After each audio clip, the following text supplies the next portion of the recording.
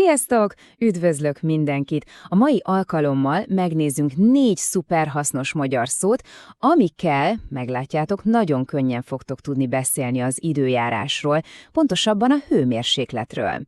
Ez tényleg egy olyan téma, ami a mindennapokban bármikor előkerülhet, szóval tartsatok velem, megéri! Na, nézzük is gyorsan, hogy mi a mai terv. Először is jön 4 alapszó. Aztán ezekkel a szavakkal alkotunk egyszerű mondatokat. Utána megnézzünk egy rövid párbeszédet, amit persze jól ki is elemzünk. A végén pedig, ami a legfontosabb, közösen fogunk gyakorolni. Oké, akkor vágjunk is bele az első részbe. Kezdjük a 4 legfontosabb szóval, amivel le tudjuk írni, hogy milyen a hőmérséklet. Szóval az első szavunk nem más, mint a meleg. Figyeljetek, és mondjátok is velem lassan, meleg. Ez angolul azt jelenti, hogy warm. Tudjátok, amikor magas a hőmérséklet. Képzeljetek el egy szép napsütéses napot a parkban. Na, pontosan az az érzés, amikor azt mondjuk, hogy meleg van. Rendben. A következő egy nagyon érdekes szó, langyos. Próbáljuk meg együtt a kiejtést. Lannyos.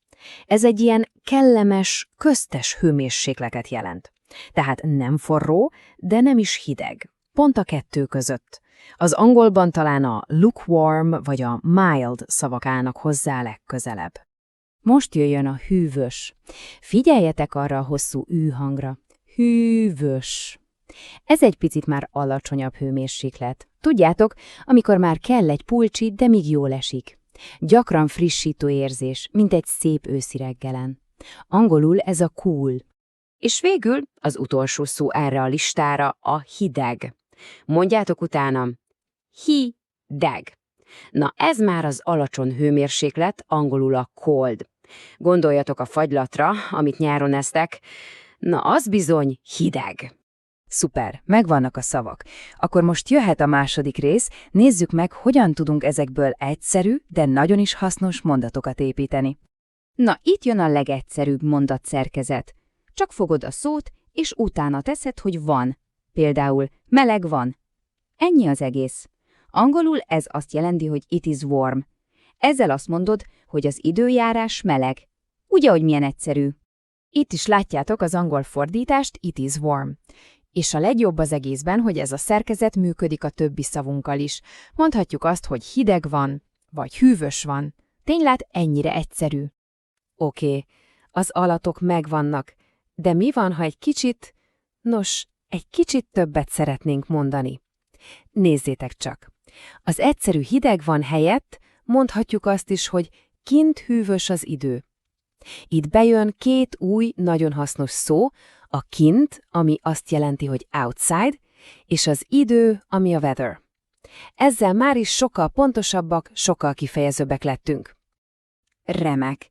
És most jön a harmadik rész, ahol mindezt megnézzük élesben.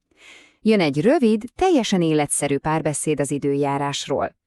Lássuk, hogyan működnek ezek a szavak és mondatok egy valódi beszélgetésben. Jól figyeljetek!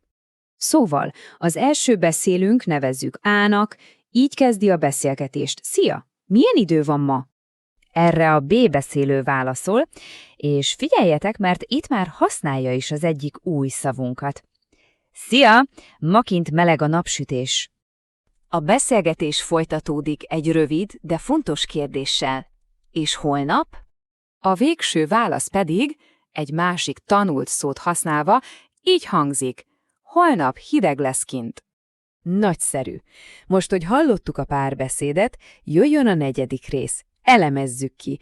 Visszamegyünk az elejére, és mondatról mondatra megnézzük, hogy pontosan mi is történt itt.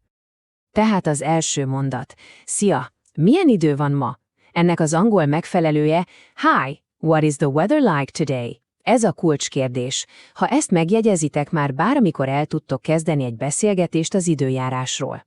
Nézzük a választ. Ma kint meleg a napsütés. Angolul, today it's warm outside in the sunshine.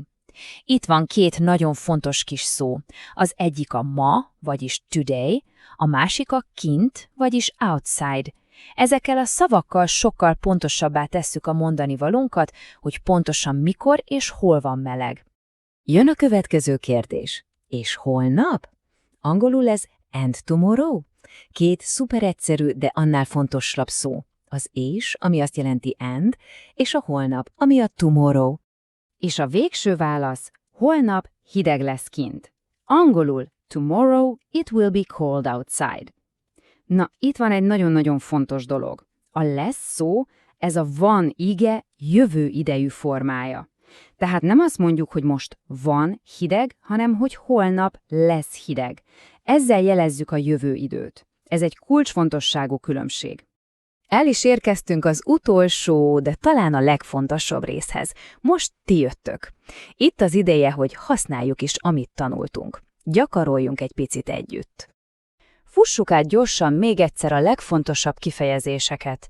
Ez a ti kis túlélő csomagotok az időjárásról szóló beszélgetésekhez. A kérdés, amit mindig feltehettek, milyen idő van ma?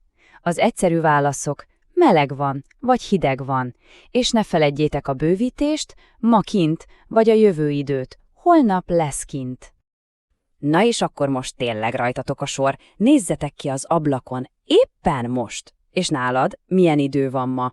Próbálj meg válaszolni a kérdésre hangosan az új szavainkkal. Meleg van, esetleg hűvös, vagy talán hideg? Használjátok bátran. Remélem hasznosnak találtátok ezt a kis összefoglalót, találkozunk legközelebb is. Sziasztok!